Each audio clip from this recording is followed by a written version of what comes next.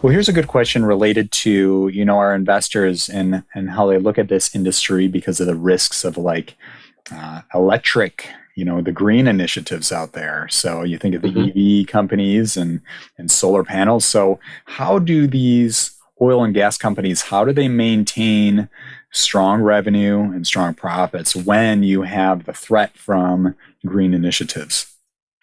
Well, I guess, the price of our commodity is what it is despite its competitors.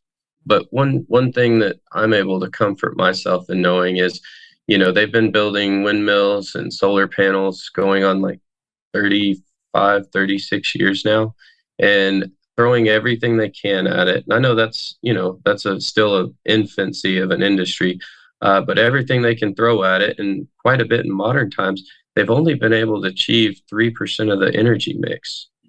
So 3% of the energy mix, of which about 60% of our commodity goes to. So it's somewhere around a 2% dent in what we could have as demand, because oil and gas doesn't just go into energy.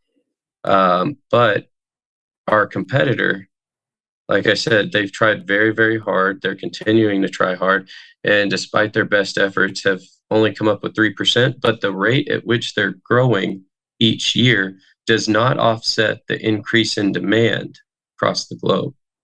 So, they remove the need for, let's call, 300,000 barrels each year. Demand grows 1.1, 1.2, or in a good year, Gotcha. 1.4 million barrels. So if we all tried, we might we might double the kind of what it generates now, and it's not going to make the slightest difference. So in So in summary here, as fast as the world's population is growing, we will always need, it sounds like, oil and gas. And although, electricity, solar, turbines, everything, it's not going to electric take, it's cars, not going yeah. to, right, it's not going to replace oil and gas, you're saying. No, I mean, so if you look at it, let's say, 60% goes to energy. Of that 60%, 20 goes to transportation. Everybody Mhm. switches to a Tesla. When you normalize it across the entire scale, it's still like maybe 6%. And let's say it takes 15 years to do that. So you replace, 6 million barrels in today's demand to replace it with 15. So it's actually kind of startling when you look out 20 or 30 years, because what will we do? That oil and gas is limited. I'm not saying that you'll ever produce the last barrel, uh, but even as you get close, it gets more expensive. So Yes. if we don't have an alternative energy source, we stand to not have enough energy in general. Mhm. So I don't know. I say this whenever I talk to anybody on the subject, but we really need to try to figure out how to make nuclear safer, because I don't see any other viable alternative that would keep us from going to the dark ages. Should we deplete our reserves? It's not if, it's just when. But that when's probably anywhere between 40 to 70 years out.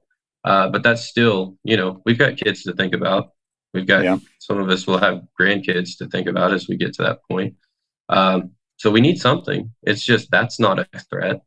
Um, but the only threat is we run out of economical production.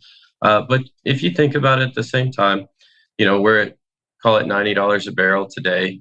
Uh, I can drill things today that make sense economically that I couldn't have drilled 2 years ago, because the cost to drill it, the amount of production, it didn't make money at, let's call it, $50, or it made money, but it wasn't an appealing investment at $50 a barrel. It is now at 90. Well, the more scarce it gets, the higher the price gets. So there's plenty of other places to drill if oil goes to, say, 150, 180, 250. And I really think that's where the price is headed, because we've kept prices down. We've kept prices down because we've invented horizontal drilling and hydraulic fracturing, and we've tapped into our shale reservoirs because we've depleted our low hanging fruit. Before that, we were at $150 a barrel and going up. And we didn't know what we were going to do. And then a gentleman out from the Woodlands, Texas, George Mitchell, started drilling these wells horizontally. And we had this big revolution of shale drilling. And that was the new big boy wildcatters thing, is that's what they did. And hey, we went from 150 a barrel all the way down to 27. Natural gas went from $13 an MCF down to $2. Now, fast forward the clock 13 years later, where we sit today, we've been drilling our best inventory for 13 years. Okay, we have about 5 to 6 years of inventory left. Then we're going to be back in that same situation. Of the 11 million barrels we're producing today, about 6.5 million of that come from shale. Shale wells are great producers, but their production day one is very high, and by month 12, it's about 20% of what it started as. And then the following year, it declines another 40, and then 30, and then it flattens out. So, like I said, I hope that we figure something out with nuclear sooner than later, or $200 a barrel is going to be very cheap if we fast forward 5 or 6 years from now. Wow. Okay.